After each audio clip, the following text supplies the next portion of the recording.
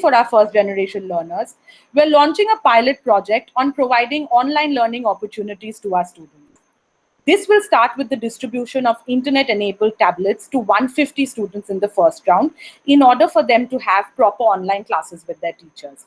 As we already have a curriculum designer and a strong team of teachers, we've designed the format of rolling out of these classes, which will go on for 4 to 5 hours daily for 5 days a week. This way, all our children will have access to their teachers just as they would in classrooms. Subjects ranging from languages, mathematics, science, and social studies will be taught daily. Special remedial classes and individual mentoring classes will also be possible once these children have uninterrupted access to learning tools. Through this alternative education model, we will be able to continue school classes through Google Meet and Google Classrooms with all our grade 7 and grade 1 students. This will allow continuity in their learning and prevent them from incurring major academic losses or worse still dropping out. Once we successfully implement and run the pilot project for these 150 students in the course of the next 3 months, we will slowly open it out to the rest of the children. Without accessing proper schools, our girls also face the risk of major child rights violations. As a result, therefore, along with the tele-learning project and the alternative delivery model, we're also setting up a daycare facility for children facing acute distress, in addition to supporting all families with food and medicine supplies till the second wave subsides in the country.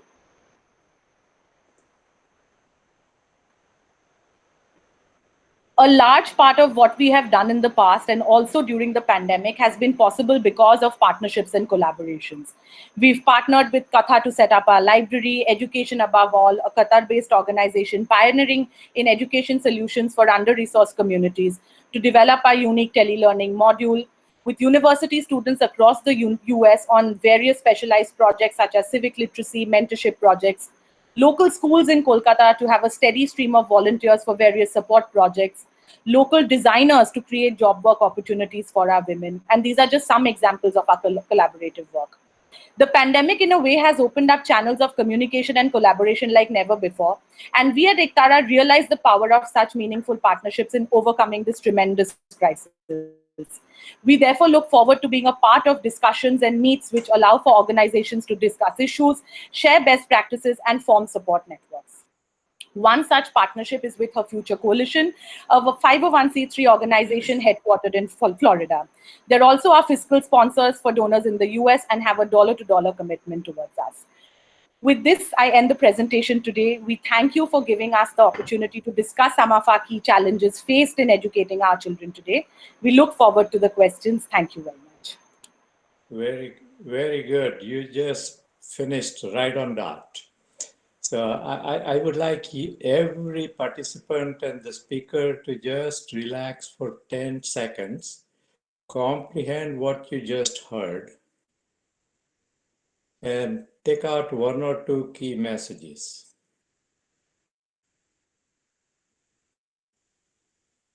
And second, what could you do to help? Let it sink in, and then open your eyes.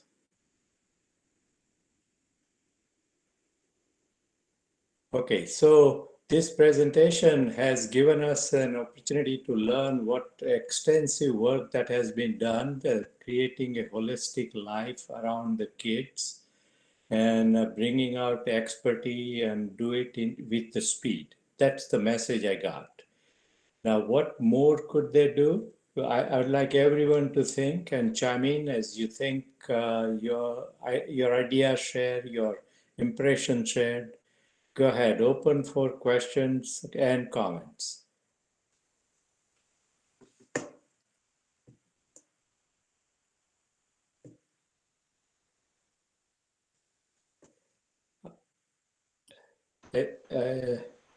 So I have a yeah, Manjusmita ji, are you saying something? Yes, I think Mr. Vora was wanting to say something, but he was on mute. Sure, now I've unmuted myself. So congratulations, wonderful work. Thank you. My comment was, are you leveraging any CSR funding? So we have in the past been able to leverage some funding, but unfortunately, since last year, it's been a little difficult with, most of them being committed to other bigger funding, objectives. So unfortunately for COVID, we've not really had a lot of CSR support. We've had to rely on individual donations, retail donors mostly. But in like last year, we started our community kitchen, which I spoke about. So that was one initiative which was supported by a CSR project, but that wasn't directly related to COVID. Thank you. Thank you. Next question. I Yes, have go a- ahead, Porus. Yeah, I have a question. I have two questions. One is, do you teach executive function skills to your students? And could you forward me your, Porus, you are not coming through. do you teach executive functions skills? Yes. We teach a whole host of skills. I mean, right from basic academics to vocational skills to, other service-oriented skills, so that girls who come to us, once they leave Ektara, are in a position to also apply skills for a better quality of life. So the answer to your question would be yes. Okay, thank you. Next question, anybody? Okay, I have a question. And that question is, you started this mission, have very nicely developed into a very blossoming educational facility with a social angle to that. What next? What would you like to do next? So our founder trustees, Mrs. Saraf and Mrs. Sureka are also here. So I think, Vinita ma'am, would you like to take that one? You're on mute, ma'am. You're on mute. Yeah, is it okay now? Yes. Yes. So to answer your question, Jitendra ji, we have a lot of plans for the future. The first is that, we've worked very hard since 2011 to consolidate this program and to win the trust of the community we are working with and to really set up a very robust education program. We are especially very proud of our early childhood learning center, which we've set up. And we are very keen to extend this kind of a training and this kind of an education to other similar communities in the whole of Bengal and, maybe a community from similar backgrounds, marginalized communities, and other urban slum dwelling communities, which basically have the same problems in the state. Another problem in Bengal is that the government schools are not very active. So we are kind of, we substitute what the government schools should give, because in other states like Maharashtra and Karnataka and Tamil Nadu, the government schools are very good and very active. So in a way, the nonprofits can support the government schools and they can also take that work ahead. But for us, we don't have that advantage. So what we are trying to do, we would love to leverage our work with the government. We would love to add on to the government facilities and, maybe support them in improving their quality of education. We've done that in the past, but we've not got much headway over there. But we would like to continue that and definitely liaise further with the government to see how we can work with them, because we realize that that's going to be our biggest scalability option, because we do have a very, very sound way of teaching and our kids are getting impacted a lot. So our first thing is replicating the project in other similar areas and tying up with the government. Very good, very good. I think you have a nice template. You worked out all the processes and how to start. Yes, yes. And if you scale it with as a complement to the government effort, that's very nice. I think we wish you a very quick scalability to this project. Mm-hmm. And I appreciate your entire team to come and present to us. And we wish you good luck. Thank you. Thank you very much. Thank you, everybody. Thank you. Or you can do like this, that's more expressive. All right, thank you. Now we will move on to our next presentation, and that is from Pradeep Marwaha. He has an extensive IT background, and he probably has not left any area that he has not touched in IT, worked for some prestigious companies. So we are ready to hear from you. Floor is yours. Namaskar, everyone. We have this wonderful greeting called Namaskar, where you don't have to figure out the time of the day or night in any part of the world and just get on with Namaskar. So thank you very much, everybody, for letting us be here with all of you people. Actually, if I may just, take on forward from what Manjusmita was just talking about, and one of the things she was talking about is digital, platforms, digital literacy, especially in this day of these COVID pandemic and so on. So the thing that Computer Shiksha is really doing, or working on, is to try and provide a computer literacy, free computer literacy. We also provide the computers which are required. We have developed videos which teach these children the things like MS Office, essentially, Paint and Excel sheets, presentation skills, and so on.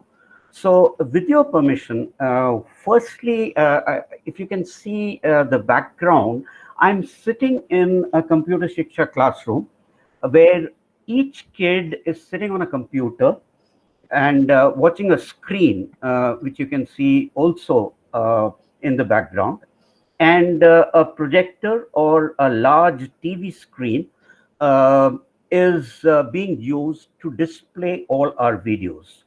Essentially, what we have done is we have put all the teaching in videos. Okay. At this spot, allow me to just run a small video, and then I'll come back to my presentation. Just to give you an idea of how these classes work, take a look at this. This is from a school for underserved called Pragati.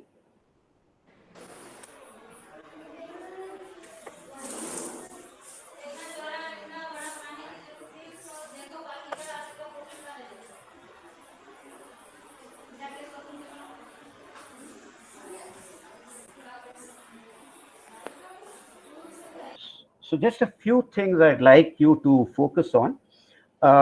One, as I said earlier, each child has a computer to himself, because we believe that it's very important for the child to actually practice what he's learning. And Computer Shiksha offers courses which are absolutely, totally practical. We are not bothered about, uh, who invented the first computer, what generation was it, etc. We would like these kids to know how to use computers. So learn Excel, learn presentation skills, learn other things as far as MS Office is concerned, and take it on from there. Then they can build their careers using this. So let me go further. This is a class of Paint.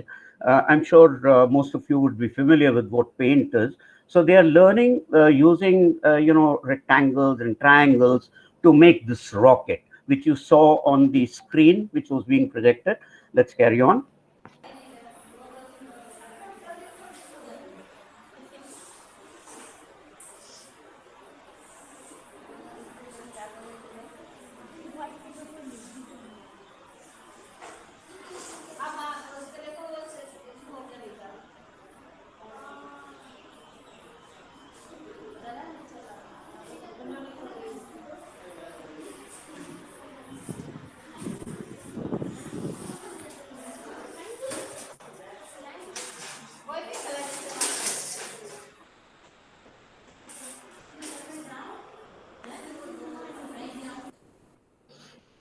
All right. Thank you very much for giving me this opportunity.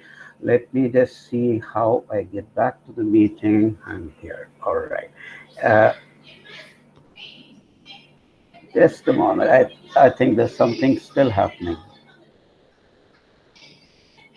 There is some background noise, right? Just a moment.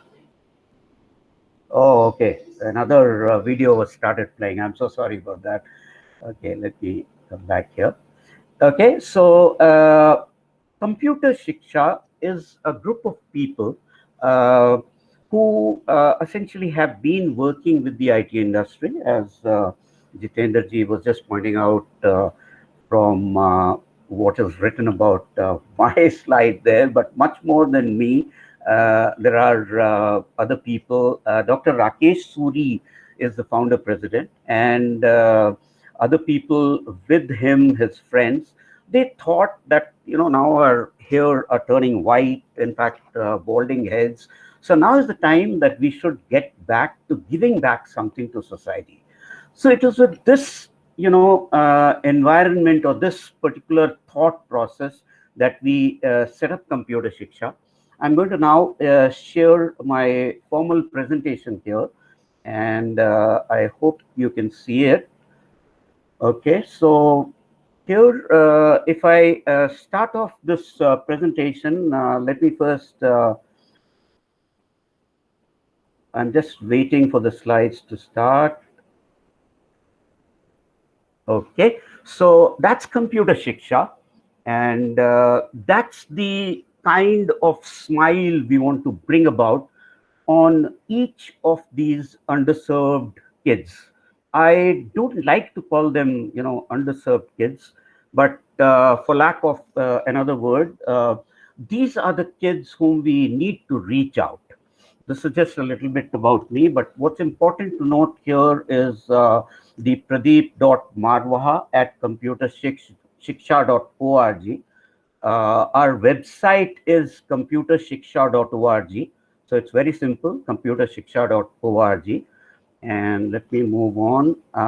So essentially, when Dr. Suri and all of us actually got together, we said we want to do something in the field of education.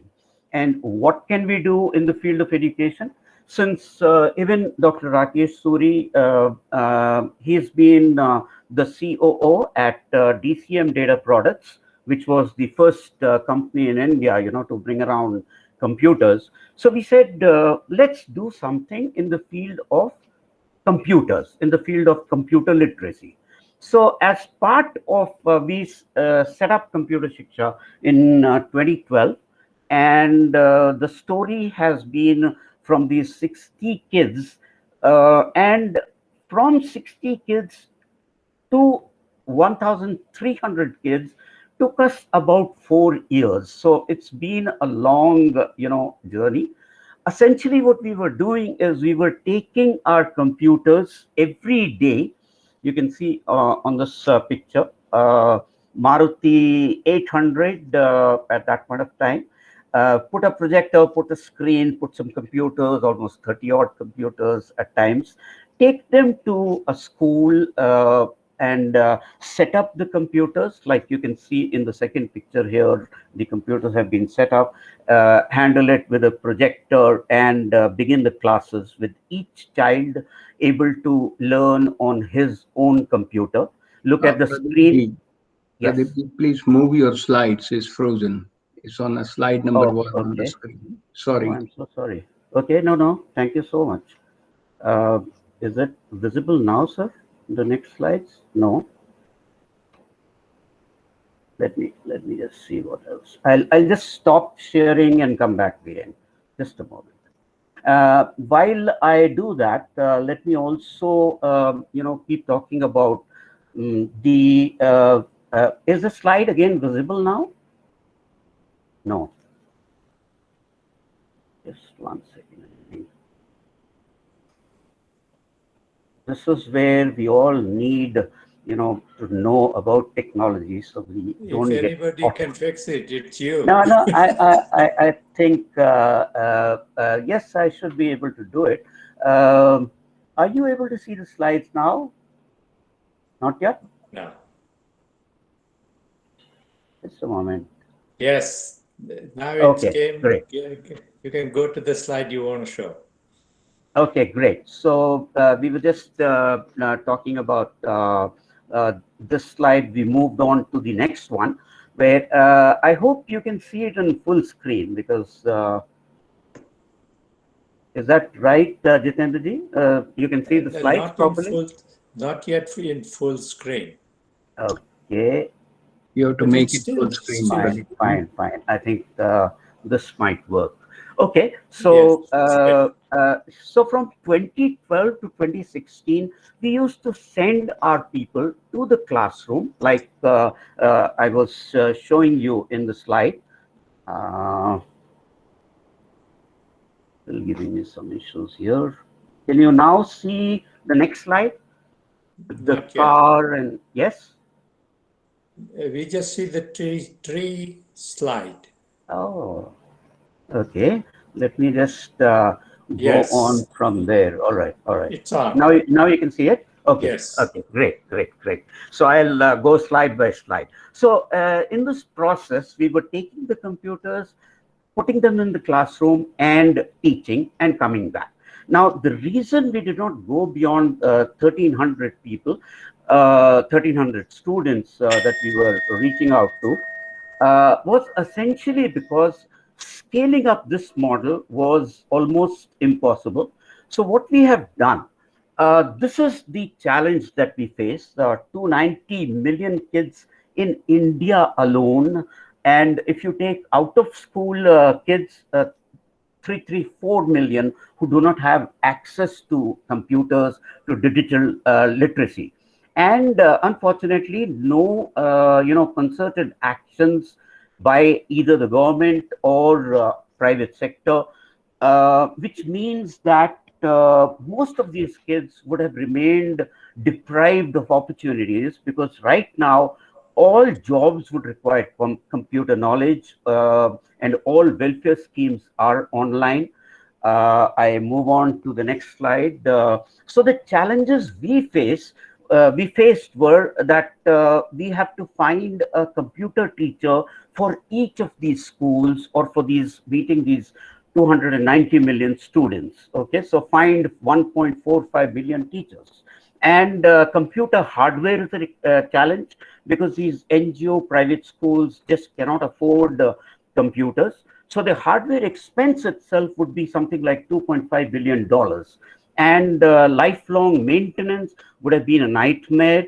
So this is where we went through to a breakthrough.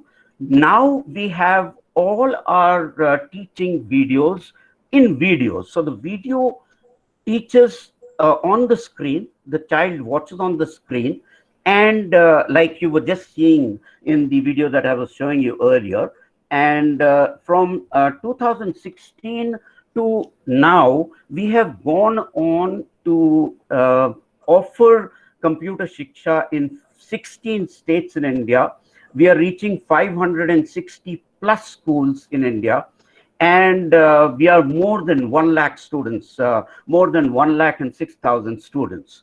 So we have devised an 8-day training program. We get one person from the school to run the videos. He is not necessarily a computer teacher. So this is our model, and this is the kind of growth that we have gone through. I think I don't have to go back to the number here.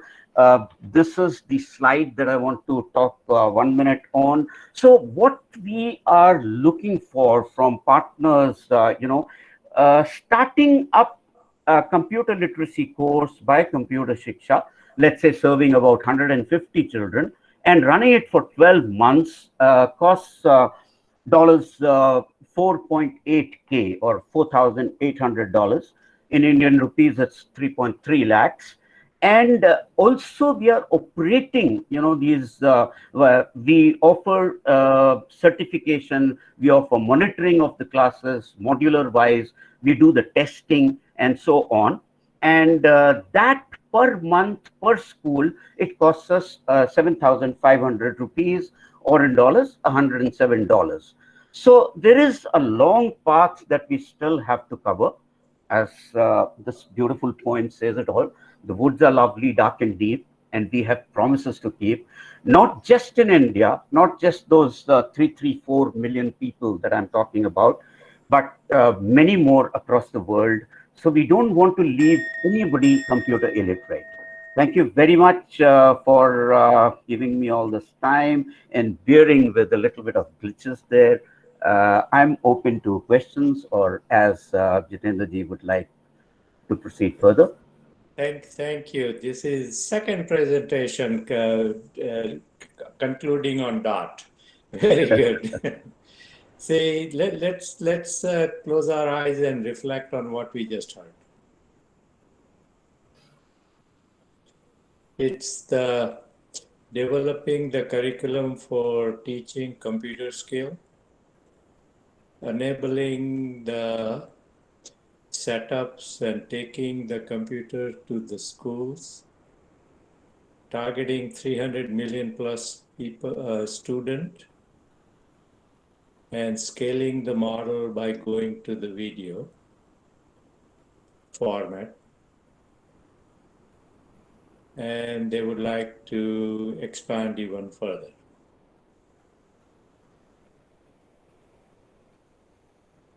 Think of your own points and possible question. Open your eyes. Okay, so I'll start with the first question, Pradeep ji. Is Khan Academy has developed the curriculum and put it on the, but you have gone one step further, and you are taking computer and the whole thing to the student where they are and giving them hands-on. My compliments to you for taking the model even further. Thank you so much, sir. The teaching that you have put in the graphic form and stuff, tell us a little more about what's so unique about it. We know how it's done, but what's so unique about it? Sure. Firstly, I must compliment you. You're a very, very sharp, very observant, and you have all the points from both these presentations on your fingertips. That was wonderful.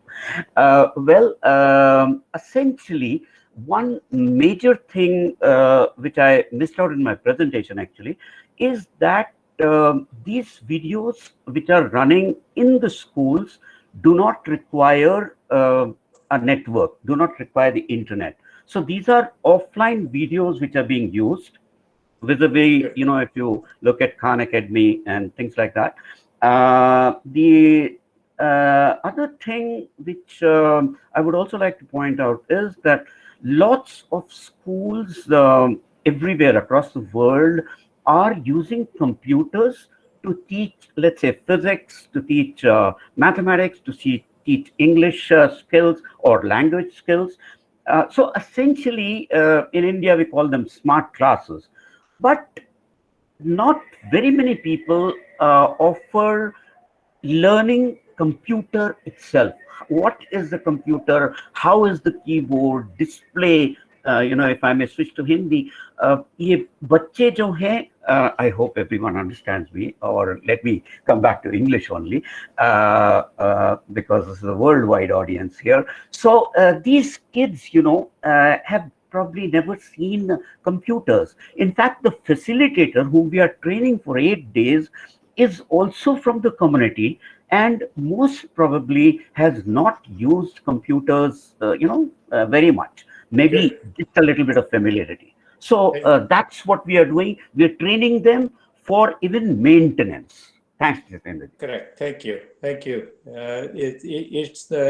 You made it internet independent classrooms. Absolutely. As well as it's giving them hands-on with what's computer about, and that's both are well worth the difference. Any question from the audience?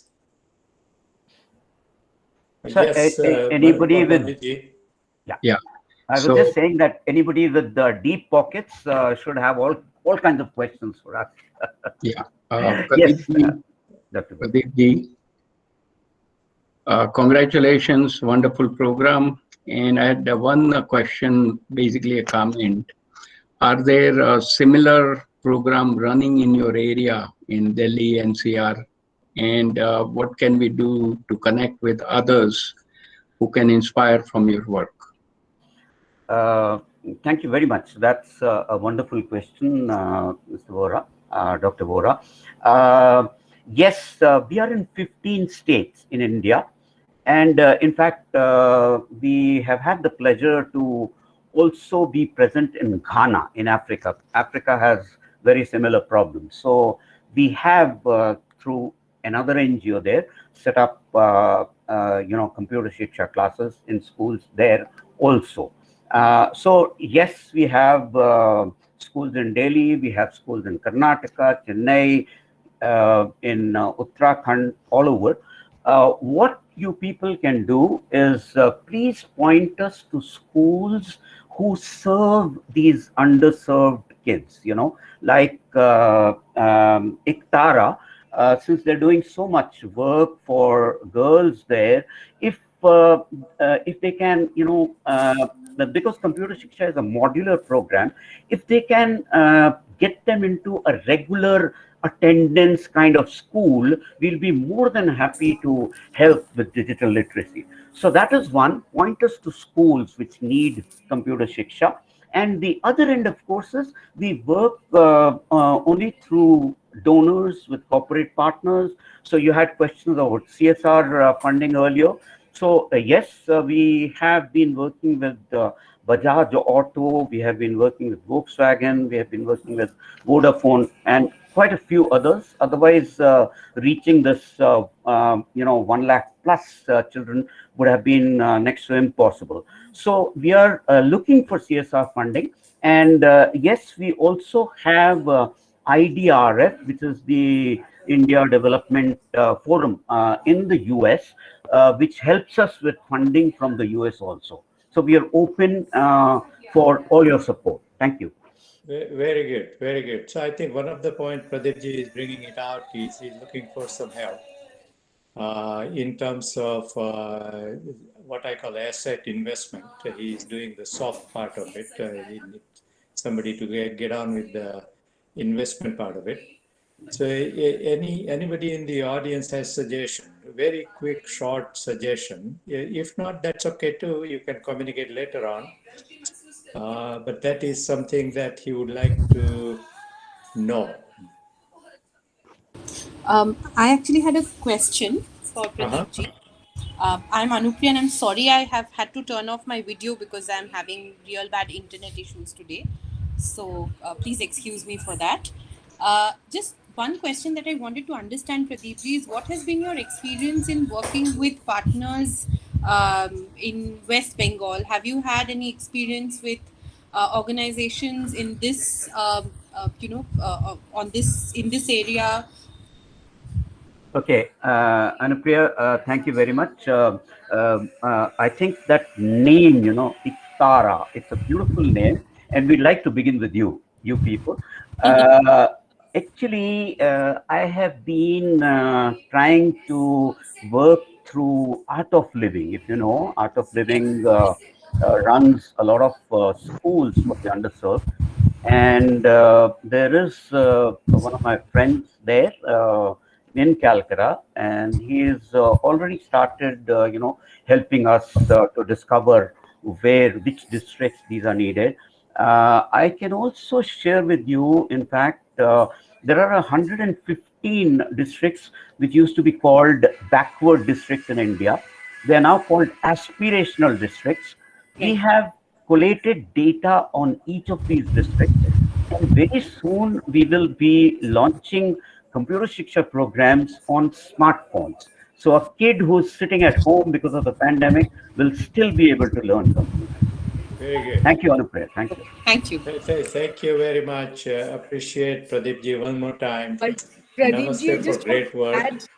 I just want to add that Pradeep ji, maybe we'll get in touch with you on our own, maybe tomorrow or day after.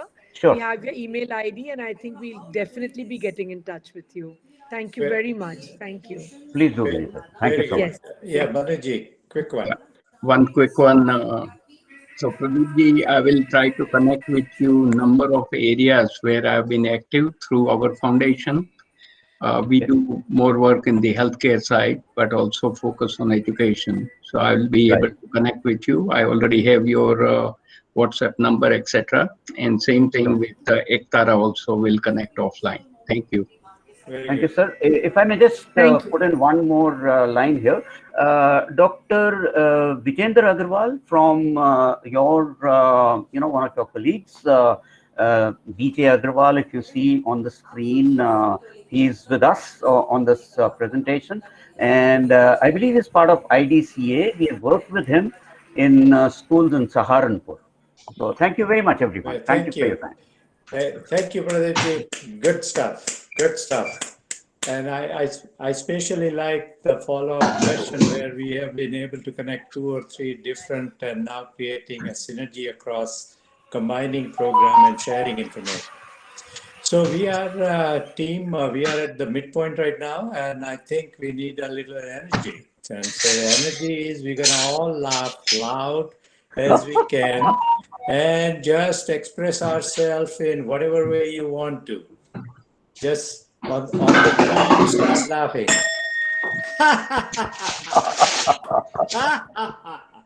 Do whatever you want to do. Just stretch it out. Manuji, what are you doing? Come on. Okay. All right. That's good. Good. Thank you. Thank you. Now, this is probably the first, online presentation section where I've seen all these things playing up, mind games and mindfulness and meditation. Wonderful, sir. Thank you. welcome. All right, guys. Now we're gonna anchor for 5 seconds. Just relax. Gather yourself and anchor. Open your eyes. Now we will move on to our third section.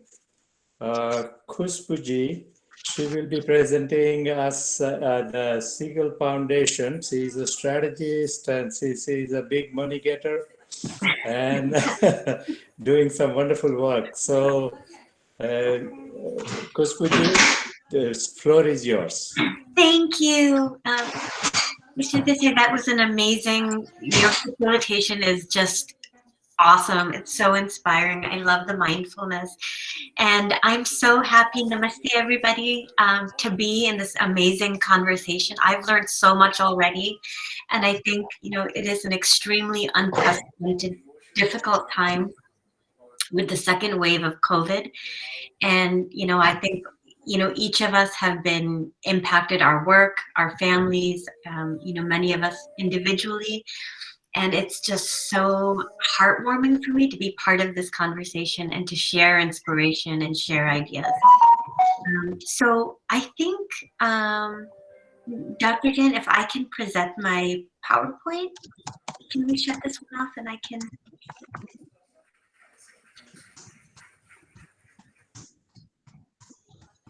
Yeah. Sorry, Dr. Jen, can we shut this one off and I'll start my PowerPoint? Thank you. Okay.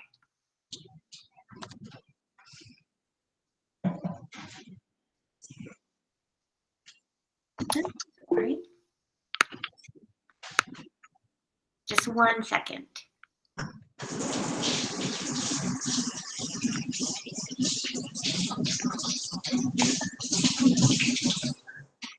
Okay, can everybody see this PowerPoint? Oh. Yes, we can see it. If you are on presentation mode, you are on chart mode, go ahead. Okay, perfect. Thank you. So I work with Sehgal Foundation, and Jay Sehgal is also here. So if you have any difficult questions, you can pose it towards him. We specialize in the space of rural development. So our mission is really to work to ensure a more secure, prosperous, and dignified life. And we're currently in over 10 states. I think as of this week, we're actually in 11 states, 1,000 villages, and we've reached over 2.5 million people and counting. And the basic idea of our work is how do you empower farmers, particularly women farmers, to take up their own development. So the idea isn't for charity, but to really bring in all of the support that farmers need to understand how to do effective agricultural development, secure water resources, and really good governance. So we have 4 main program areas, and the basic element is that the people themselves should be able to take forward their development. So with our agriculture and water management program, the effort is to really ensure that farmers know the why, the how, and the what. So whether we're talking about, dams or rainwater harvesting or seed technology, it's really the people that know how to take all of that forward. So the question is, well, how does all of this relate to young people and education? So when we began this work, the idea is, if you really want people to take up their development and be active and confident working with government partners and advocating for their own development, every member, including the youngest members of the village, really need to understand that process. And when we started this work, we would sit with children and say, ask them questions. And one of the questions we would say is, what is it that you would like to be when you grow up? And children really oops, sorry, I'm trying to figure out how to do this. Did the presentation stop? We see your index charts and the one chart that you are highlighting. Oh, okay, all right. Sorry, I'm having a little bit of trouble when I'm on the PowerPoint. I can't see everybody, but I guess that's okay. Let's see here. Okay, so what happened is we were asking children, what is it that you would like to be when you grow up? And children, were looking and didn't have anything to say. And we thought, okay, well, maybe the question is difficult.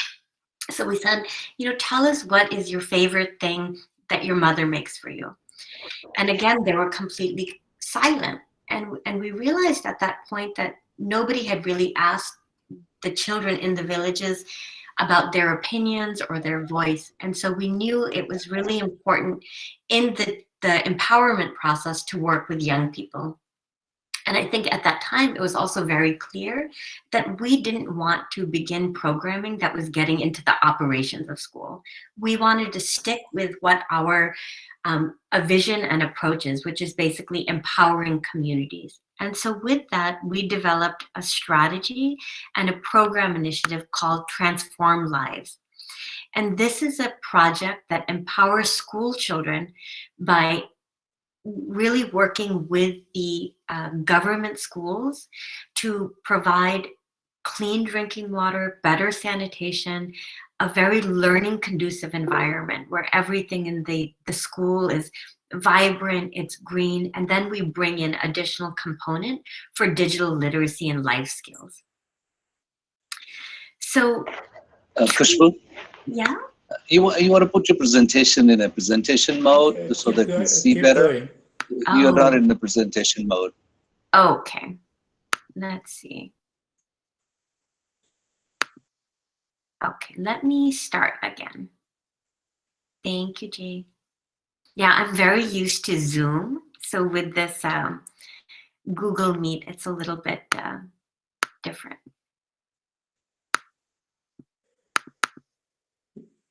You are trying to go back to your PowerPoint charts?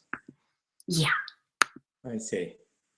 Yeah, I'll be there in 1 minute. Thank you for your patience with my technical issues.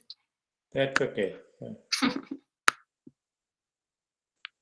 All right, we are back on the charts. Chart number 1. Okay. So, as mentioned, so currently we've transformed about 100 schools. So I'll go through quickly and show a little bit about what each of the components are. And here, I think a picture really demonstrates so much more than what I can express through this presentation. But this is a school that we transformed last year, and you can see the entranceway here. It's kind of dark, and what you see, there's a couple of things in this photo I wanted to show. This pipe, this is a part of our rainwater harvesting system. So this is something we put into the schools where we're able to catch the rainwater and bring it through a system that cleans and has a just wonderful clean drinking water for the children. Khushbu, so sorry for interruption. You have so many good ideas and we want to capture within the time we have. So you can narrate your comment. The audience is well experienced, well educated, and they get it just like that. So you can afford to be very quick in your key points. Okay. Go ahead. Thank you. Sounds good. So one of the main components is strengthening school management committees. So this is how we really ensure sustainability. And we work closely with the parents, the teachers, to make sure that they can take forward the functioning of the school. And this brings great ownership and sense of pride of the community to the schools. And what this enables us to do is we have a one-time investment to transform the schools, but year after year, we have more higher enrollment and higher retention with the school management committee taking forward the work. This is something that I think in the time of COVID-19, I think we've really learned that, you can't prevent COVID-19 and keep people safe unless they have the basic wash and clean water. So I think we've really doubled down on our efforts to bring clean water into the schools. And one of the things that we've started this year is to bring COVID-19 safety kits into the schools. So we provide masks. We provide extensive training and education on how do you properly wash your hands, how do you prepare, and we've created this new technology, which is a no-touch hand washing station. So each of the schools gets a few no-touch hand washing stations where the children and the teachers and the other people in the school can wash and keep themselves safe. So school transformation it has many different components, but it's really about having a green space for the schools. We have this wonderful model that's been scaled up by the state of Rajasthan. And what you see here in the shape of a ship is actually a Wi-Fi fitted classroom. So here inside you have laptops, you have a flat screen, computer screens, and they have additional digital skills and digital literacy and life skills training. And you can see, what the school looks like here. The digital literacy and life skills component is really kind of how we supplement the existing education in the government schools. And I think I'll show you a quick video, but this has been, truly a life support during COVID-19. So of course, since March 2020, April 2020, most of the schools have been shut down. But because we have this digital literacy and life skills component, children as well as their parents and community members have been able to get connected to resources through the laptops and the digital learning. So some of our impact is that year over year, we see increased enrollment. A big part of it is the school management committee going house to house and making sure that children, especially girls, are enrolled. And because the community gets to know about the quality of the schools, what we see is retention increases over time. And we've been very lucky to have this program replicated through a couple of key states. I'll show you, to conclude, I will show a quick video.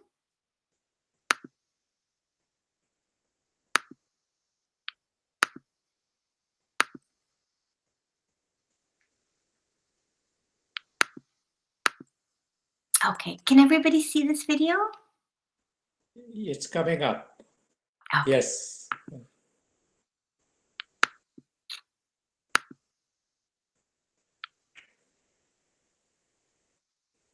Uh-oh, this is not the one. Yeah, it's trying to load.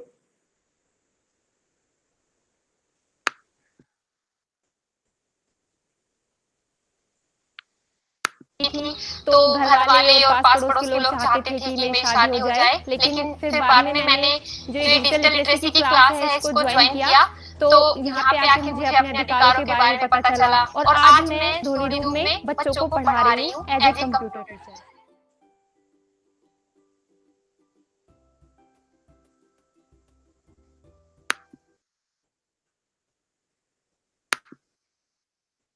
So with that, Yeah. I'm so excited to take any questions that you might have, and thank you so much for listening to our presentation. Thank you very much, Khushbu. Okay, let's close our eyes and reflect on it.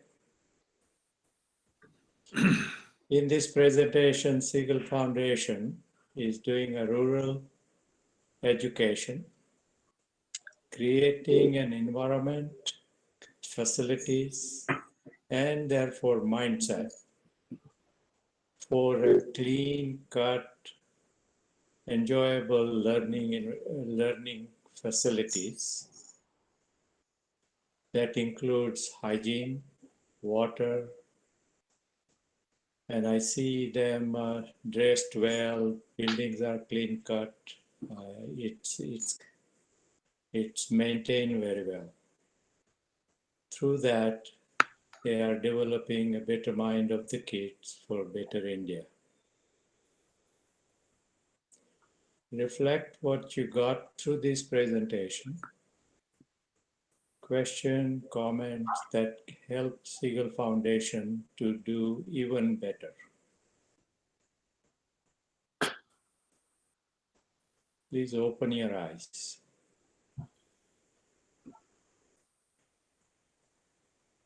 Okay, so I'll start with the first question, Khushbu, and that is in the Indian culture and the practice, especially well rooted in our rural areas, is a Gurukul method, or the way in which the complete development happens with the family and society and education and good values be built together. Yeah. Can you care to comment how you see those activity in your work? Yeah, I mean, like I say, that's such a wonderful question. And I think, the basic core is that, when supporting this belief that everybody can have a more secure and prosperous life, and that every individual has the power to do it themselves, and this deep value that everybody is an equal member of society, especially girls and women. That basic idea and that confidence building and those gender norms have to start with the youngest citizens.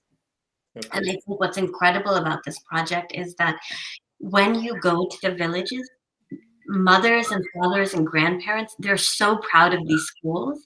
And because of the school management committee, they say, and they're so proud to go to the government partners, media who's there, all of these different things, and say, look at our school that we have built.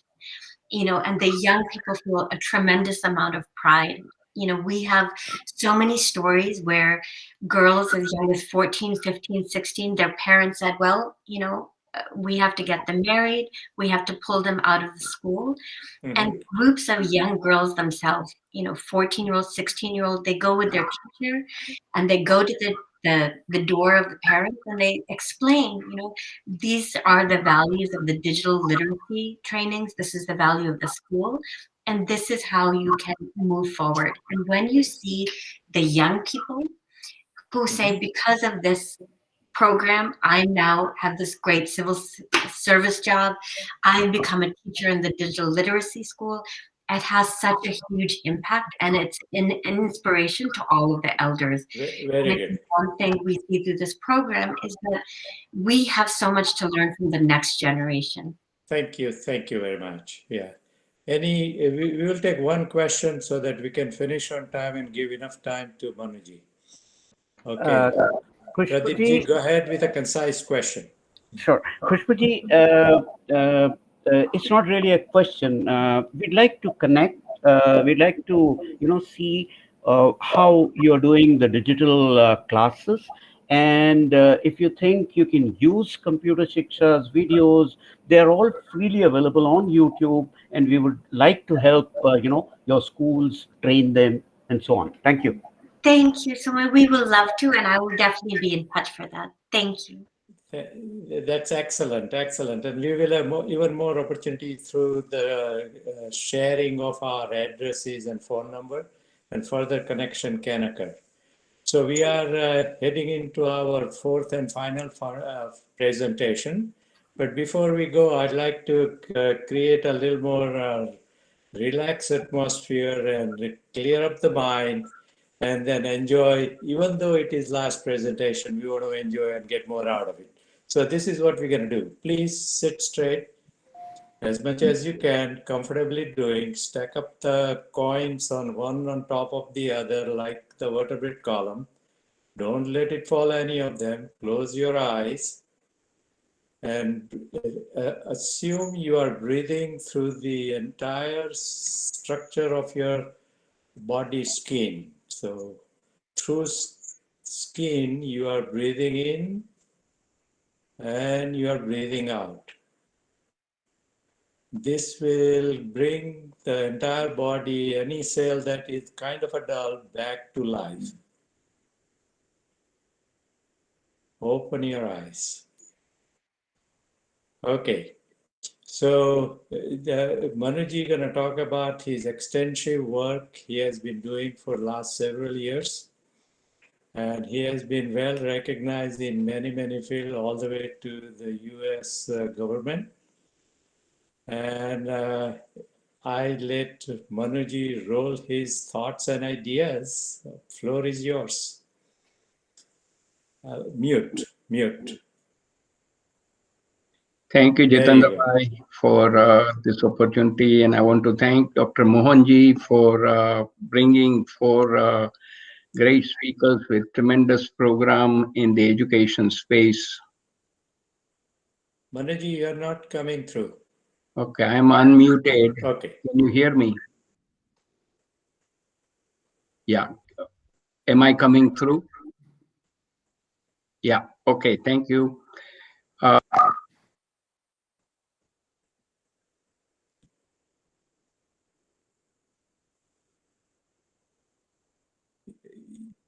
You've gone on mute, Dr. You Vora. are muted, Manuji. Don't know There why. you go. Okay. All right. Okay. So sorry, all this technology keeps working on its own. So good morning to all the people. I can't hear. Is Manuji, everybody, can you hear? Okay, go ahead. Okay. So good morning to all the friends on the western side, and good evening to all the friends from India and on the eastern side. I'm going to switch the gear, going from essentially K through 12 education to undergrad, grad, and postgraduate training, education, not only for students, but for the faculties and the professionals as well during this pandemic. Can I request everybody to be on a mute so I can talk? Thank you. And let me share my presentation at this point. I'm still hearing some echo.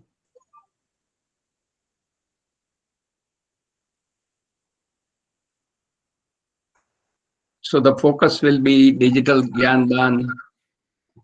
I'm hearing some echo. Can we please have everybody on a mute? Thank you. So it's a digital Gyandan during the COVID-19 pandemic. I will share with you at a very high level the work done at the All India Council for Technical Education on National Education Policy 2020 implementation plan. Several recommendations given to AICTE that have been accepted, so we'll briefly talk about it. Then I want to share with you faculty excellence model. Now, AICTE is putting tremendous amount of effort since last 1 year and continuing up to 2022 of creating well over 1,000 faculty development programs, all of them via digital means, to empower faculties throughout India. And I'll talk about the reach of that program. And then I want to share a little bit about learner engagement model based on my 28 years of teaching experience in the graduate programs throughout the world. And main thing is the delivery of soft skills, digital Gyandan, for well over 8 years, and I'll summarize the presentation. So as we all know, on July 29, 2020, central government approved the National Education Policy 2020. And this is the major update since 1986. After 34 years, we have the new policy. This is highly aspirational. Under the leadership of Dr. K. Kasturirangan, it was developed over a number of years, unveiled July 29, 2020. So I'm going to focus a little bit about the implementation effort from AICTE for well over 10,000 technical education institutes, higher education institutes, colleges, and universities. And between August through October, there were a number of meetings, workshops conducted, and the final committee was constituted towards the end of October. And with my correspondence with Dr. Anil Sahasrabuddheji, chairman of AICTE, he invited me to sit on the final committee, and was very honored to work with 9 outstanding educationists throughout India, and provided a number of useful suggestions. Now, the committee came up with focus on 9 different areas for rolling out NEP 2020. So first one, multidisciplinary and holistic education. Second, equity and inclusion in higher education. Research, innovation, and rankings. Global outreach of higher education. More focus on motivating, energizing, and creating capable faculty. Integrated higher education system, that is school and higher education system in collaboration. Governance and regulation, promotion of Indian languages, that is local languages, arts and culture, and the technology use at the institute. So here are a few of the useful suggestions I was able to give to the committee. So the idea is it's a 15 years journey to deploy NEP 2020. It needs to be broken down into short-term, medium-term, and long-term action plans so that people can focus one chunk at a time. So those recommendations were accepted and integrated into the deployment plan. Other important thing is, coming from the industry, there is always a big focus about vision, mission, values, goals, and objectives. And this, all higher education institute must have a robust strategic planning process, which becomes the anchor for taking the NEP 2020 deployment to the high level. And what things are missing? So in general, for any academic institutions, there are 4 pillars which bring in the good branding. One is outstanding faculty. Second is the good student body. Third, supportive administration. And fourth, alumni. Unfortunately, in India, in higher education institutes, the alumni are hard to be seen on the ground. They're essentially not focused on and neglected. Also, we can leverage industry experts at the higher education institute, and together they can bring in tremendous resources to upgrade the curriculum, help in the placement, and they bring special resources for any projects you want to undertake for the institute. And the last point, which very close to my near and dear to my heart, is the importance of community service. And a recommendation I was able to make was make the community service mandatory for all higher education institutes to give back to the society and put the seed in those students that it's important to give back and they get a lot more out of it. Now, on this particular issue, we have done some back of the envelope calculation. If all higher education institutes can engage their students at least 2 hours every weekend over a 8-month period when they are in session, we can have 64 billion hours of students' time available to work in the community surrounding the institutes and focus on community project and add real value to solve the societal issues. I still hear the noise, so kindly stay muted. These are the specific recommendations to make the deployment more effective. And this is based on my 35 years of experience leading or coaching change management journey in various sectors, education, government, corporate, non-profit, and professional setting, that we need to train the highest level. This is the vice chancellor, directors, principal, etc., in the importance of sustainable change through learning about leadership, talent management, project management, and sustainability. There is a wonderful framework, US Baldrige framework for education excellence, self-assessment to find out where you are good at, areas of strengths, and where you have gaps, that becomes the opportunity for improvement.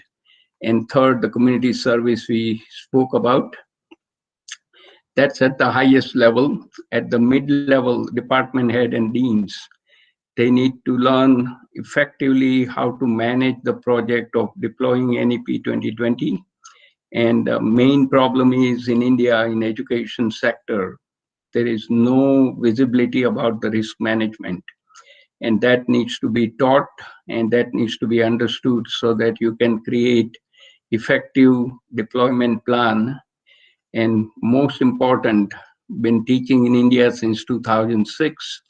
I see a lot of faculties have their own difficulty not having enough soft skills. So in engineering schools, all the engineers and all the business people, we do projects throughout our life. You need to have exposure to leadership, decision making, time management, teamwork, and ultimately project management. Now we will start wrapping up the presentation. Few quick items. Faculty excellence model using famous acronym CSIR, Council of Scientific and Industrial Research, very common in India. Faculty can learn well when they are doing learning in a collaborative way under the guidance and the tutelage of the scientific way, learning from the best other faculties. And then they are doing lots of introspection and reflection of what they have learned and share it with their peers. Currently, the mode of learning in India is solo. There is no collaboration in any of the program. Now, my experience for the last 28 years coming from the industry is that students must learn in a collaborative way, in a team focus and cooperation in the classroom. It has to be experiential, case study approach, and they have to do the projects. And it should be outcome based. That is, a reflection journal is created which shows at the end of the program what are the 3 new learnings they got, what are the 3 lessons they are going to implement, and how they are going to implement those lessons. That forces them to think about the implementation of new learnings. Now in Sanskrit, we have many forms of teachers. So the journey starts as a Adhyapak to share the information. When we add knowledge, you become Upadhyay. When you add skills, you become Acharya. When you share insights, you are a Pandit. And when you share visionary thinking, you become Drishta. And ultimately in life as a faculty, when you share your own wisdom, you become the Guru. So faculty educate students by engaging, energizing, entertaining, and empowering them. And faculty needs to use any and all of these levels as appropriate for engaging the students. Very briefly, Atal FDP, AICTE Training and Learning Academy, they are chartered 127 different programs, and I was delighted to offer them 10 specific faculty development program to deploy NEP properly, and that was accepted. Are also doing another level of higher modules, higher FDP modules, 12 of them. These will be required to be taken by all associate and assistant professors and up to principal level at the polytechnics. And I'm delighted to join on 3 of these new higher level modules, one on emerging pedagogy, institutional management for entrepreneurship, and institutional assessment out of different centers. We had an orientation session of the FDPs on 11th of May. There were 750 coordinators from all over India, and I was honored to be part of the panel sharing for about 15 minutes how to design and deliver effective faculty development programs. And you see all the officials, the chairman, vice chairman, member secretary, the director of FDP, and regional officer, etc. in the picture. So they roped in 7,000 experts last year to deliver close to about 971 faculty development program benefiting 165,000 faculties across India. And they roped in experts from outside of India as well. 25 countries and 32 faculties from USA participated. Keeping in mind those started at the odd hours, 10:30 at night, going until midnight or past midnight. Quick items and I'll close. Our learner engagement model. All my students must be involved in their own learning, and when they learn, they need to apply it right away in the class, and they are required to be sharing what they are learning, what is working, what is not working with their peers. Now, one last critical item is, in India, our students, particularly in higher education institutes, they are not proficient in soft skills. But if you look at all the surveys, executives are clamoring for people who they want to recruit with better soft skills. And the last bullet is very important to understand. For a new hire, ability to work in a team is the most desirable rather than having good analytical or quantitative skills. So industry and the workplace is demanding soft skills. Institutions are only focusing on hard or technical skills. So there is a big mismatch. So we created this Leadership Excellence Series program back in 2013, pioneered it, tested it out at my alma mater, IIT Banaras Hindu University in Varanasi. 12 topics, 6 shown in blue as a soft skills and other 6 as a quality management program. Delivered it over a 1 to 2 year window, hour-and-a-half program, recorded and made all of that public.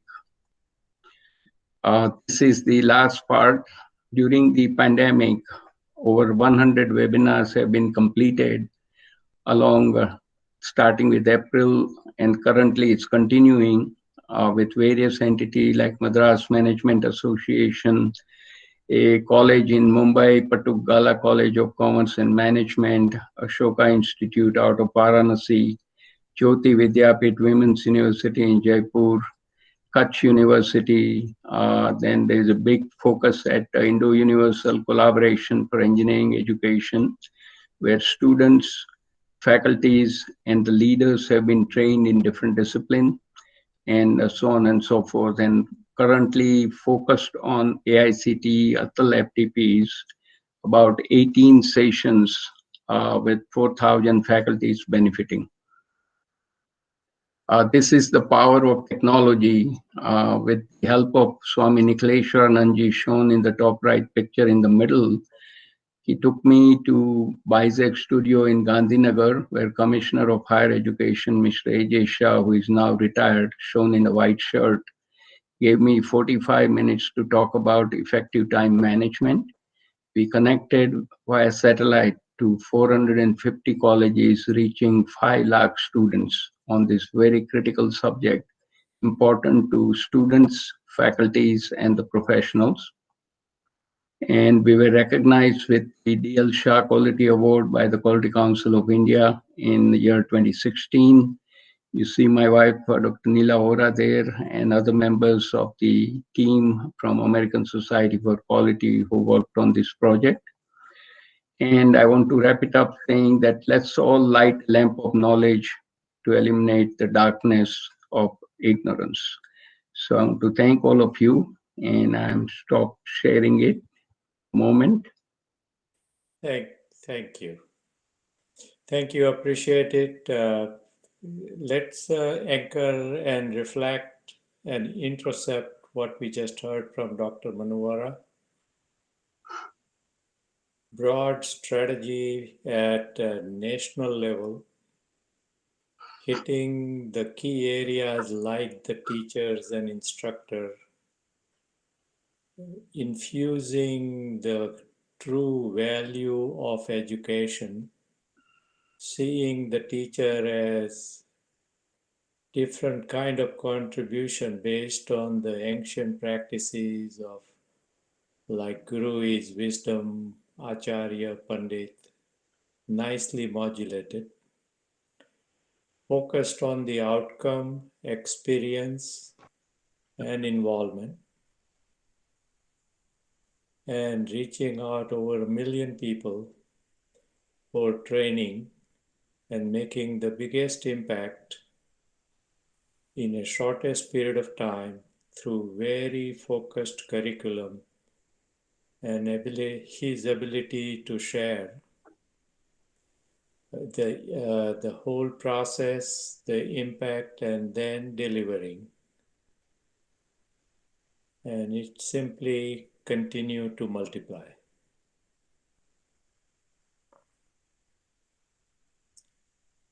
Reflect for a few seconds. Develop any thoughts, ideas that can further help extending his effort. Open your eyes, and any thoughts, comment, questions, please go ahead.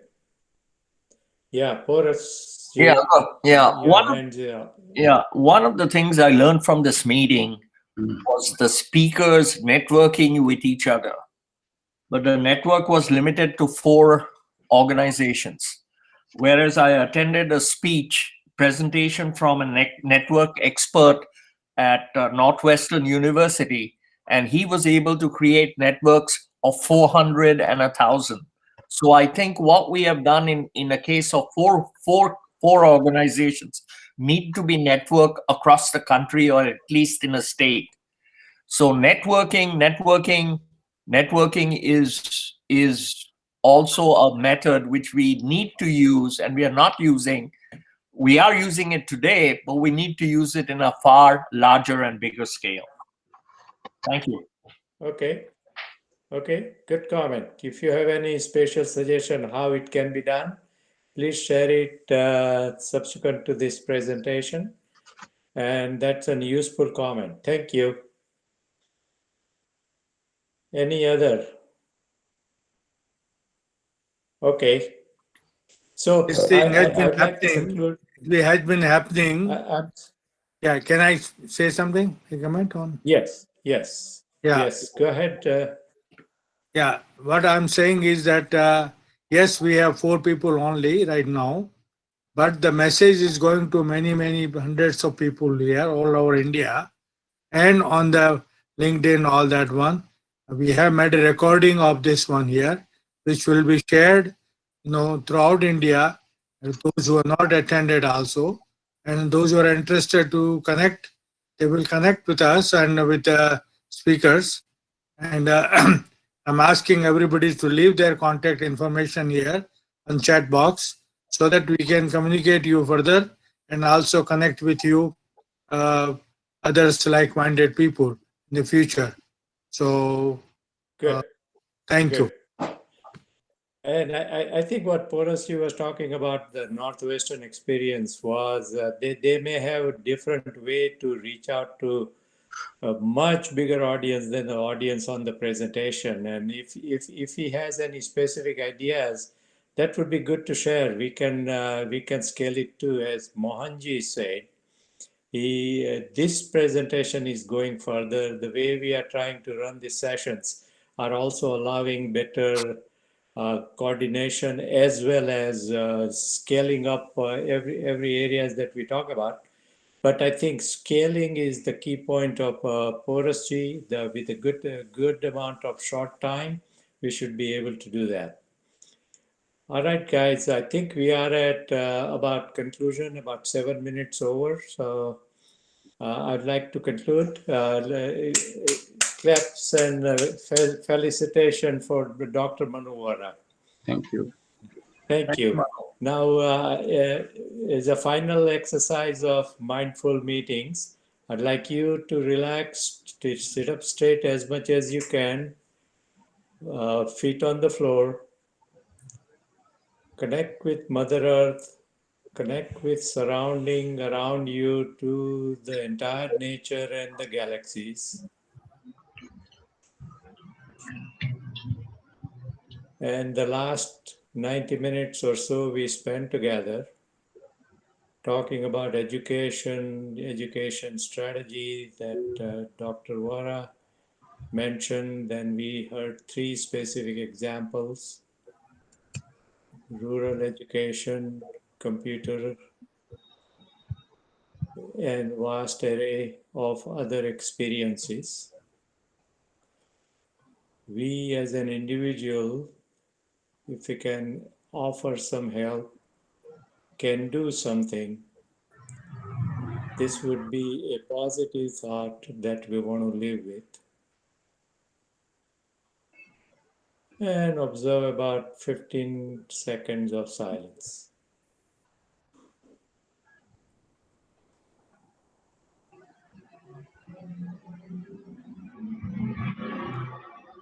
This relaxed mind can give you some ideas and leave you this meeting with a positive thoughts and vibes that we all share. Thank you very much. Namaste, everyone. Mohanji, back to you.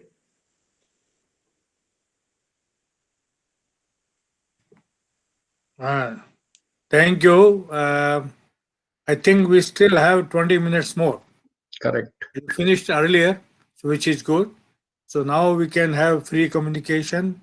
Anyone who has not asked questions, and also I want everybody to please leave your information on chat box so that we can communicate further. And so 20 minutes we have, and each speaker we can give some time, but those people who are already here. Mohanji, I'm sorry. I thought it was 90 minutes. Sorry no, about it was that. 2 hours. 2 hours. 2 hours, okay. 2 hours, Yeah. 30 minutes each. Yeah. I meditated too much. So okay, I want to go back to the first question to Porosji about the Northwestern experience and how they are scaling. I think he has left the call. Yeah, he has left. Oh, he did. Okay. Then we open it up to any other comments, question. Yeah.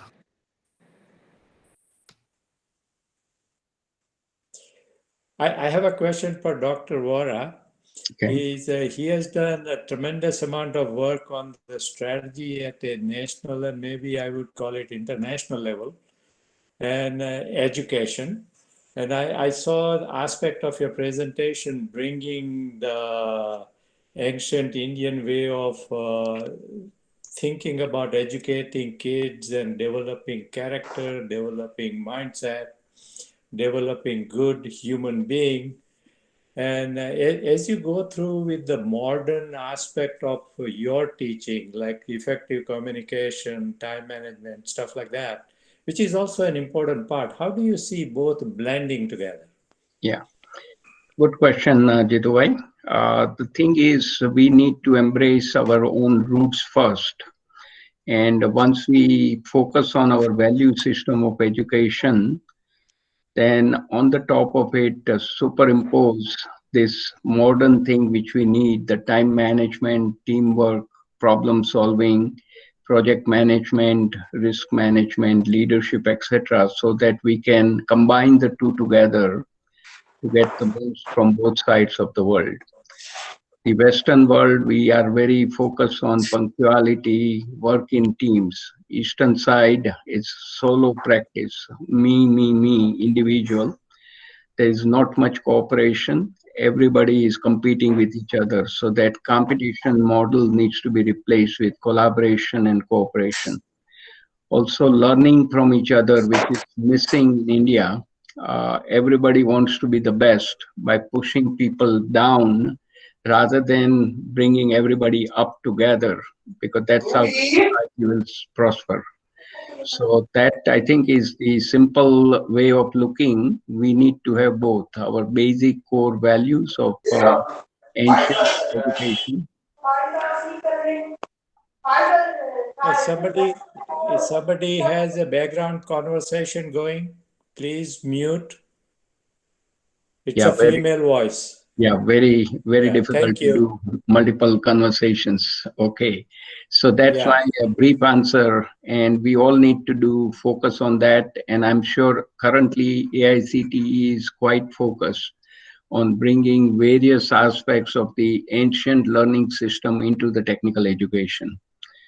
More focus on the local languages where students learn best in their own mother tongues. Then more focus on the vocational training, hands-on, which is missing in India. We do a lot of theory. Faculties have a lot of theoretical background, but when they come to the classroom, they have not much exposure to the practice. So these are some of the things we can blend from the other side of the world and bring it to India and make India one of the best center for learning like we had in the olden days, Takshashila and Nalanda type of education system. Okay. Good. No, thank you. One quick follow-up question, possibly comment, is as we go with the ancient values of truthfulness, partnership, caring for society, and we talk about the basic values being be nice to others, don't say lies, and all that sort of, even a personal discipline like a better health maintenance, and all those stuff. I think it is the environment that is what I call an individual can create and create a foundation for a Western learning in a different way. And what we may find, like each and every students and people you teach, they are getting a good dose of goodness, but they are surrounded by the environment, which is, I call it, not very inducive to that kind of learning, because if you see the way other people behave, the way the political system works, and all that stuff is a detrimental to quick learning that you are trying to go to. So how do you counter those forces of environment in which your efforts are being put? Yeah, I think you cannot change the whole world, but you can change one person at a time. So by taking them through the classes for 12 weeks or 16 weeks of program, inculcate the value of cooperation, collaboration, learning from each other. The peer learnings are very important, which is a big missing piece in India. There is a tremendous wealth of information, particularly in higher education institutes, where students with different background, different skills, they come to the classroom. We need to leverage that. faculty needs to be empowered so that they are confident in delivering their subject with some practical exposure. Either they have work done in the industry before they get started as a faculty, or send them to the industry for consulting assignments, etc. They work on the industry project by involving students, so they all learn how the real life works. Currently, we are just focusing on theory. And one other very important thing which India is wedded to is the culture of exams. Exams and exams and exams. We all have come through that. It takes away the creativity of students. Those who are good at taking exams, they may not have the right knowledge at the end of the day. It's more like mugging up and vomiting. And that's what we are teaching our students to do it. That's not helping. So I can give you a little quick answer that in my classroom, I don't have midterm exams or final exams. They have to learn by doing the three things. One is they have to post their comments on the discussion board on a week-to-week basis and reflect on other two students' comments, learning from them. Secondly, they read in a 12 to 16 weeks program between 8 to 10 state-of-the-art cases or articles from Harvard Business Review, MIT Sloan Management Review, McKinsey Quarterly, Inc., Forbes, etc. And they do a fair amount of learning and reflection from those articles and summarize them and debate in the classroom. And the last thing, almost 50% weight on doing actual project in the team setting in the classes. And then they finish the project, make a presentation, and write up the report. So only three things, no exams. And this is where students learn what they're learning and apply it right in the class before they get their grade. So very good, very good. Mm-hmm. I think your key part of your, I'm going to conclude my line of questioning and then open it up to the floor again. And that is, you mentioned about you develop yourself first, one person at a time, and they're going to somehow figure it out how to live within the context they have to operate. Correct. And this critical thinking skill, which is more important than mugging skill, as you mentioned. Correct. And able to take a few different diverse data point and make a sense out of it. And so that is excellent. The last comment is there a way you are or the authorities who are implementing this program are able to measure the success of this on a day-to-day basis, not necessarily year, quarterly, 5-year plan and all that stuff? I'm talking about every day. If I'm the individual learning, how do I feel good about what am I doing? Yeah. So I think I can take the example here in the classroom. So currently I'm just finishing a course at Northwestern University. I have 9 students, 3 teams. They're almost wrapping up their projects. So each one of them every week incrementally building on new skills needed to become effective at managing the projects. Yesterday, we started a program at the IIT Stewart School of Business.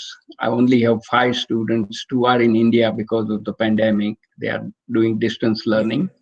3 are here, and they are just getting into the swing of things, how to learn, first how to unlearn what they have learned, and then how to learn to be more effective at learning new things, particularly the project management is the class I'm teaching.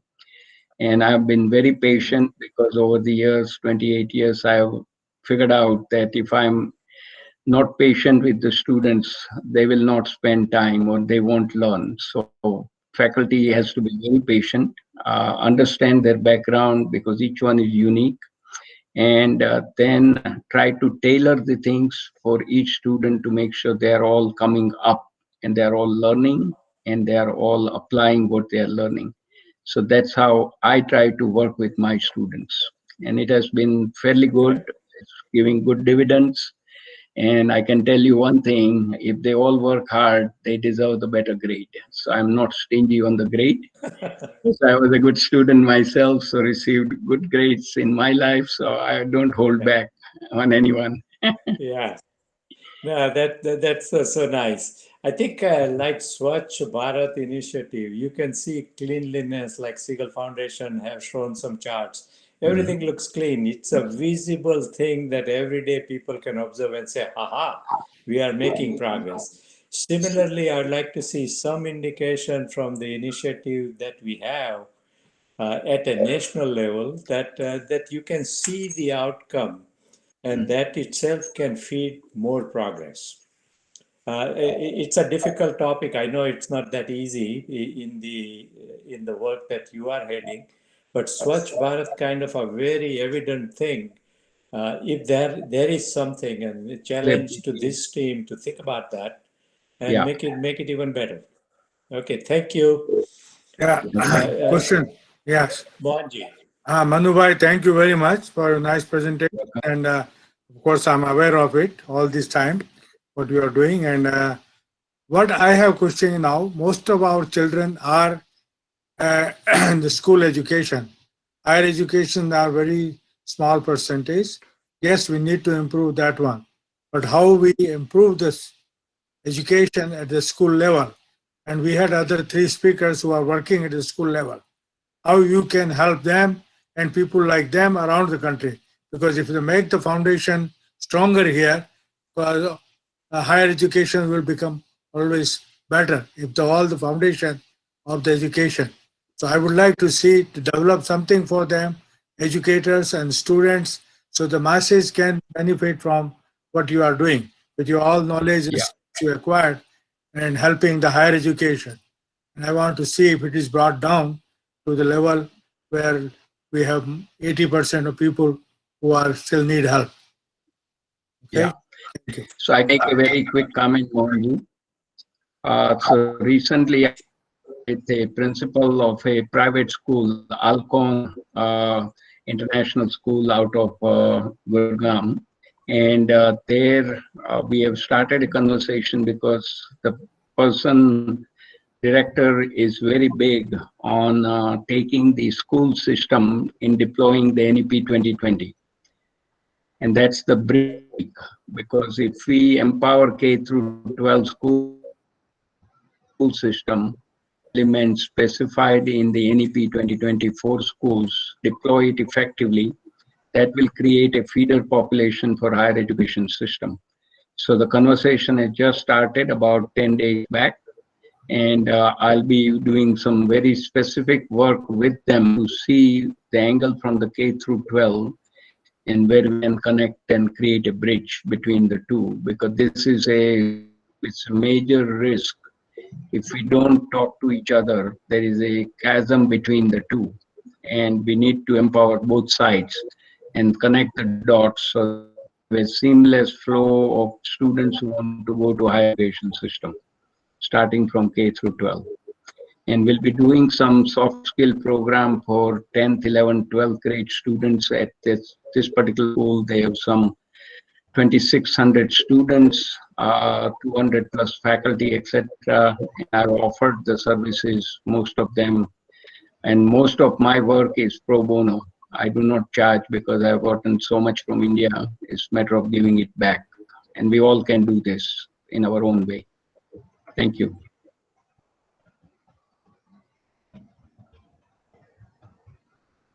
See if you can commit to Vinita ji and also Pradeep ji, who are working in a lot of areas, and they can organize the educators and the people they are working with in their area.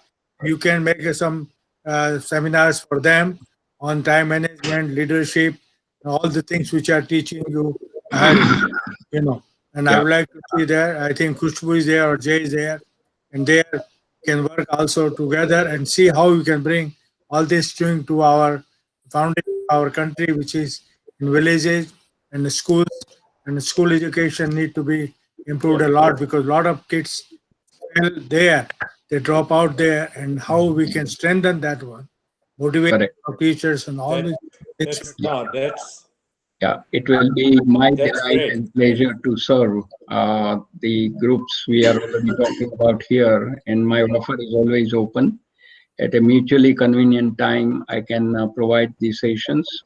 And key thing is there has to be an interest and then good follow up on what they are learning to put it in practice. If they are fully willing, I'm always open. Go ahead. Dr. Vora, That's great. Dr. Vora, thank you very much indeed for your offer, and people here have been really very nice. I have just one specific to ask of you, since you work with the governments. We are looking for end of life computers from corporate world, and within India we are able to tie up with corporates, but from, let's say, the United States, how can we get those computers here? It would be really nice if you can help us with that. End of life computers which they don't use, they can donate for computer Shiksha. Thank you. Yeah, here I think the NGOs can play a big part, like under Mohanji's leadership. If we can create a program locally, there are so many other NGOs around. And if they have things in their mission to give back to India through the technology aspect, then we can mobilize the resources, ask Shipping Corporation of India to do maybe free shipping. So those pathways needs to be created, but it has to flow under the NGO because the corporation here will not give it to any individuals. It has to be two NGOs which are recognized 501c3 here in the US. They have the mission of education and they have a direct link to India that when the equipment reaches there, it's not sold in the open market, but it's being used properly as intended. So those pathways needs to be created. And I think IDCA can probably take a lead in this effort, working with Pradeep ji on this and see what can be done. Yeah. Thank you. Okay, thank you so much. We have a three. There's There something are some raised hand. people. Agrawal ji, you have a comment? Hanji. Then I think Dr. Mahesh next. Okay, go ahead. Hanji, I had first comment for Dr. Vora about higher education. My observation has been that in the private institutions, there's a huge revolving door situation. Faculty comes, stays for 3 months, 6 months, 9 months, and then gets hired by some other institution. So I saw a tremendous kind of turnaround among the faculty because they were very dissatisfied the way they were treated either by the management, by the principal, or whatever, Has that changed for better since you have been connected with that lately? I have been doing some other things.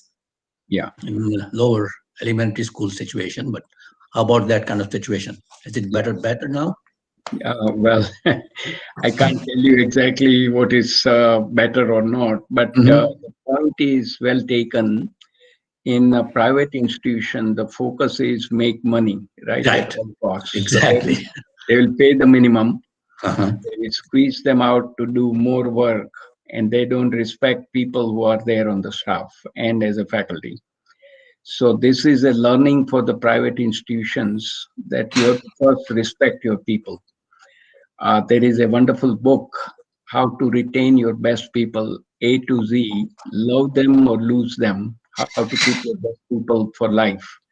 So the whole idea is we need to understand the needs of those faculties and particularly those who are doing good work, very productive. You want to protect them, you want to have them with the institute for a longer time.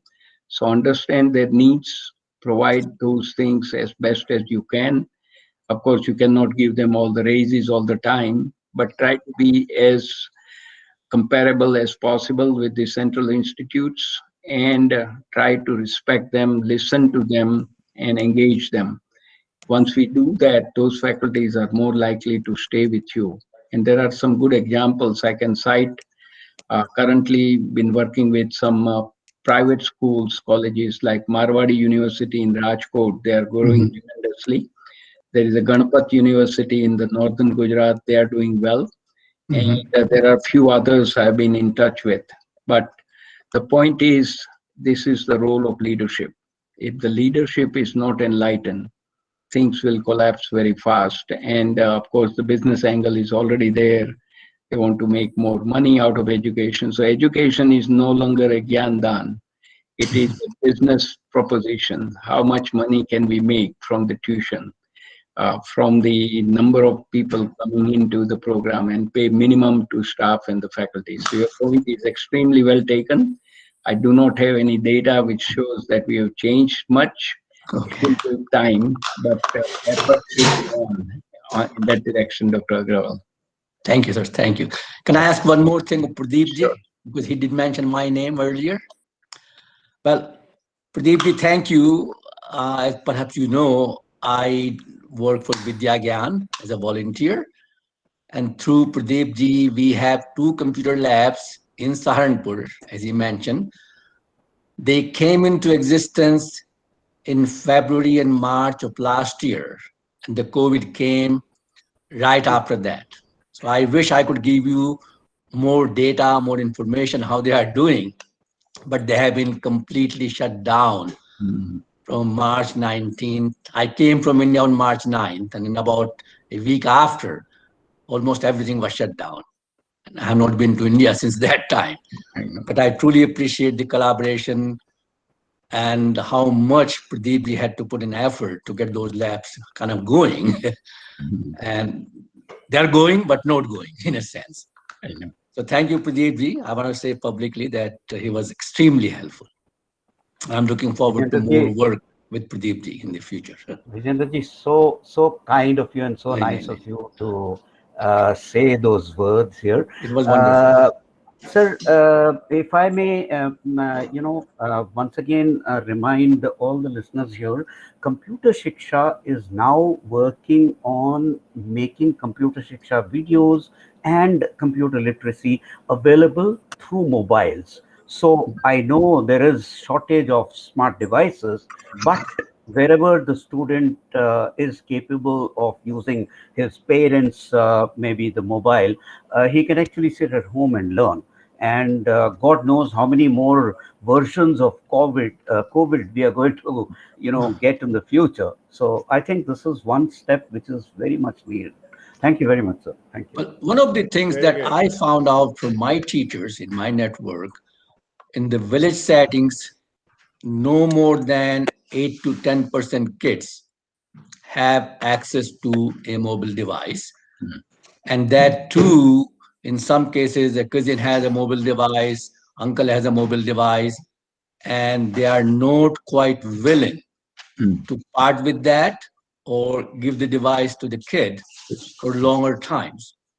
So on paper, the government says we are doing long distance learning. I'm talking about government primary schools, not so take it whatever it's worth. Very few kids in those schools in the villages are getting anything out of distance learning. Very few. Sir, if I may just Yes, say here, how many mobile sets would you personally have stacked up in your cupboards? The ones you have, forgotten about and you're not using. So I need to make a resource of such mobiles, and I want people to donate their old mobiles rather than, wanting to sell those off and things like that. That's one of the ways we can work through this. Thank you again. Thank you. Thank you. Yeah, that's great. That's good discussion. Go ahead. Mohanji, I just want to ask Mr. Vora one thing.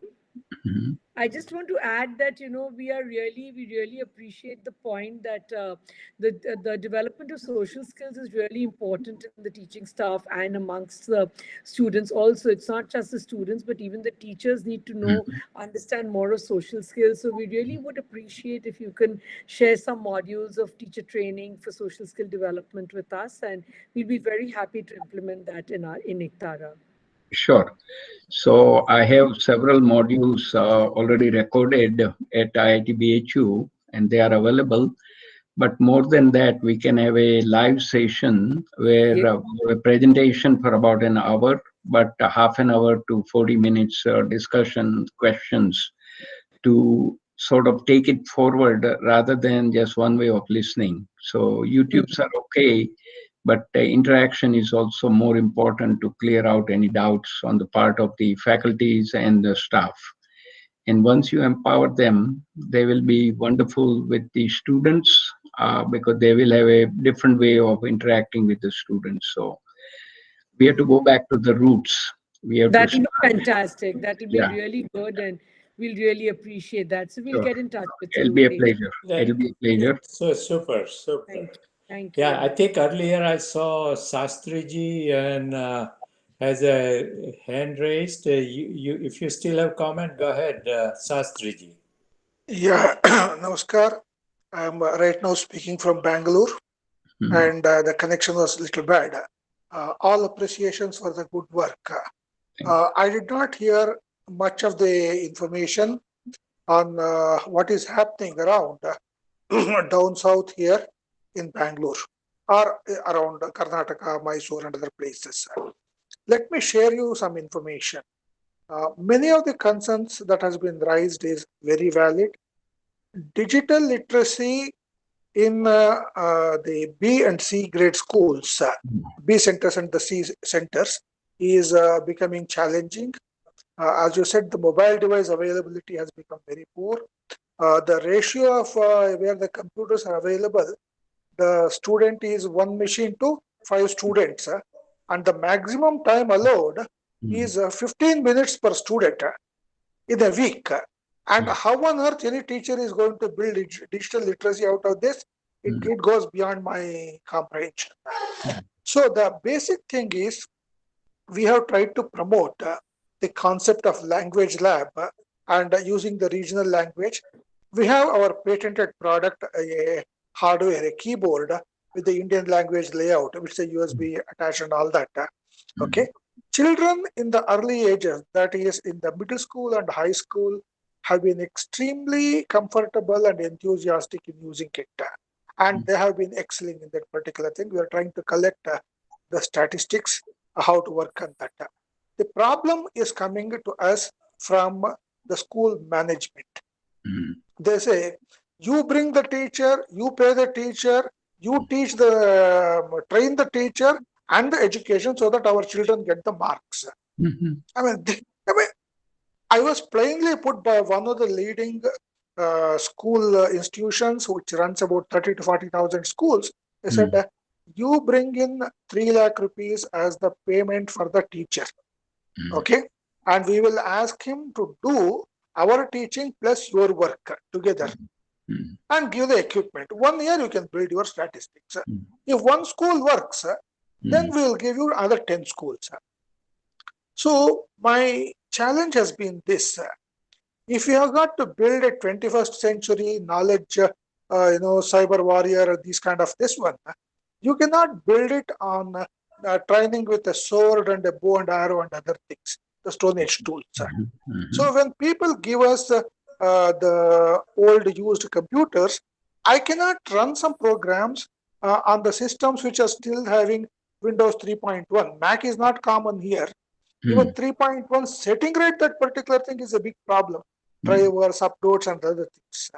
So there has got to be some kind of a different thinking where we have to train the students with the right kind of tools which will serve in the 21st century. See, I started from the days of computer where it was a single floppy, put and take out, and showing the computer at a distance. Oh, that is called computer at IBM Labs. Today, my smartphone runs what can be done wherever I go on that particular thing. So if I don't train today's 12 to 15 years kid on the right kind of a tool which is going to come up tomorrow, and I train them on the old 286, 486 machines running Windows 3.1, how on earth are they going to get any kind of employability skills? So this is where I find, this is where I want you your bring help. out a good point. Correct. I think recycling and that kind of an option takes you to technology that was of past. So Pradeep ji is honestly attempting to get some asset in. And so there is a conflict in terms of how to go. My take is that the human mind is so creative, and especially in India, trying out things in the adverse situation. There are a lot of good ideas coming. And I have spent last 10 years on just mindfulness and meditation in corporate world and how to bring it out as a productivity tool to do things better, as opposed to moksha or any of those things that is initially targeted. I'm just looking at it as a productivity tool. And one thing I'll say for sure is if you do little bit of a mindfulness stuff, I call micro meditation, micro mindfulness, micro exercises, and incorporate in all your program, all the presentations that I have seen today, and give a small dose of it. And what that does is recondition the mind to a point of a creative thinking, relaxed thinking, ability to fight the environment that they operate in, and develop good values, because these are all inbuilt values. We need to bring it out. And that brought out happens with a micro mindfulness to start with, and then eventually it creates the character. I agree with you. Okay, thank you. Thank you. All right. I think we Okay, should guys. wrap it up. 15 minutes over already. Just Yeah, one I know request. that. So I want to make a final comment from my side, which is being that I thought it was a 90-minute instead of 2 hour. I think it gave us a healthy time for a team discussion. And I think that was maybe a better format next time. Finish all presentation in the 90 minutes and then 30 minutes for a discussion. Just a thought. Okay. Again, Mohanji, you take over and conclude? Yeah, I just have a request. Somebody I saw from Bangalore around who are in this sessions, if they can share the information, my email is there in the chat box, yogasamskritam@gmail.com. So I will be happy to get in touch with them with the phone number. Shastriji, we are working in Chikkaballapur, just close to Bangalore. I just want to have a contact information. Sure. I will be able to get, and I will send a mail to you later. Great. Thank you. All right. I think we had good discussion, and 15 minutes extra is fine. We do all like to have that people feel that they're able to share and talk whatever they want, they had on their mind. And the purpose is here that we need to connect with each other. We need to learn from each other and support each other and see how all of us can do better and what we have been able to do alone or so far we have been able to do. So I would like to see interactions going between organizations here and bringing in other organizations, who could be helpful and helping, or you are connected with that. So this whole field can expand and we can make a real impact all over India, starting from most poor people, the slum people, to the rural people, the people who are at higher education level. But if we can make the foundation stronger and better, I think higher education will have less problem. And the main objective of the education, which I think should be that we produce good, responsible citizens. Everybody can make money and all that thing. If they are not good, responsible citizens, and that's what we have to do. And our education system so far has not been able to produce majority people in that way. A lot of children failing in the schools here. The teachers are not doing their job. Students are not doing their job. Family environment is not good. There are so many issues which are there. And I think we need to keep discussing it there and trying to work with each other, learn more and modify our ways, how we can bring about education which could be help in creating good citizens, which will are helpful to each other not hurtful to each other, and so that we can all do better. As Manuji said, we should be more collaborating and competing. Competition only few can do good, but most will not do good. With collaboration and cooperation, most will do good. And that is what, when we will solve the problems of the country, of poverty and other issues which are facing in the society. So thank you again. Please keep connected and keep sharing good news, good information. We have WhatsApp group for IDC both in India and the USA. Also, we created recently a group for all women leaders, and they are interacting with them, and they will try to make a presentation themselves and also share with others, so we can strengthen their network. Also, that they can feel comfortable and work together and bring about the transformation of the country for the good of all. Thank you again, and look forward to see you for next our webinar. And all right. Good night. Thank you. Thank you very Thank much, you. Mohanji. Thank you. Thank you all. Bye. Thank you so much. Thank you, Thank you. everyone. Bye. Bye. Thank Good you. day. Thank you all. Do Thank stay in you all. touch. Ah, you. we'll stay in touch. Bye. Bye.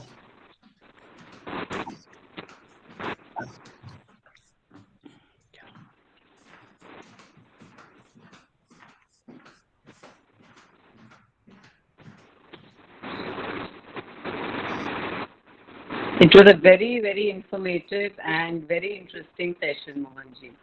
Thank you for giving us this opportunity. No, glad to be there, and I know you are doing very, very hard work there, and I've seen myself, so I'm very motivated.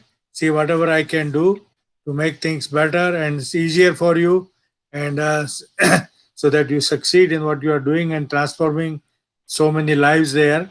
And that was a great pleasure for me.